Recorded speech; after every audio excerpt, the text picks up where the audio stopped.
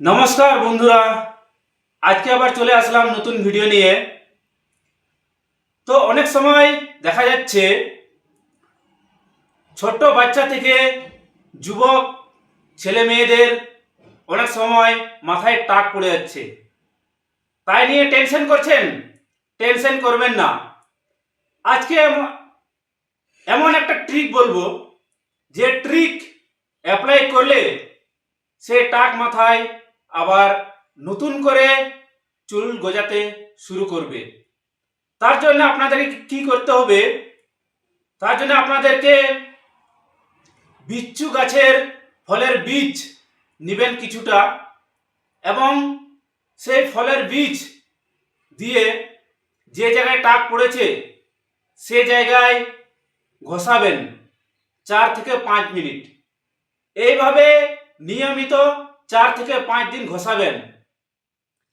4 থেকে 5 দিন ঘষানোর পর 50 গ্রাম বিচ্ছু গাছের ফলের বীজ এবং 50 গ্রাম মেথি, এই দুটিকে ভালো করে পিষে মিশ্রণ করে নেবেন।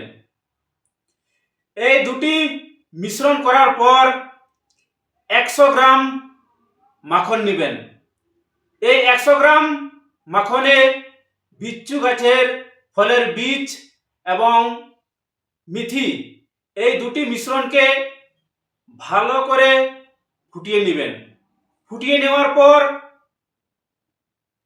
যে তেল তৈরি হবে, সেই তেল প্রতিদিন 15 থেকে 16 দিন যে জায়গায় টাক পড়েছে সেই জায়গায় লাগাবেন। দেখবেন নিয়মিত 15 থেকে 16 দিন এইভাবে ব্যবহার করলে সেই টাক মাথায় আবার নতুন করে চুল গজাতে আরম্ভ করেছে।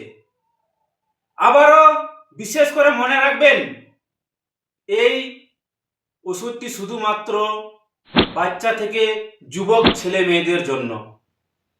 কোনো বয়স্ক বাবা কিংবা মা এই ওষুধটি যাতে ব্যবহার না করে। তো এরকমই ভিডিও টিপস পেতে এই চ্যানেলটিকে লাইক, সাবস্ক্রাইব, শেয়ার এবং কমেন্ট করতে ভুলবেন না। ধন্যবাদ।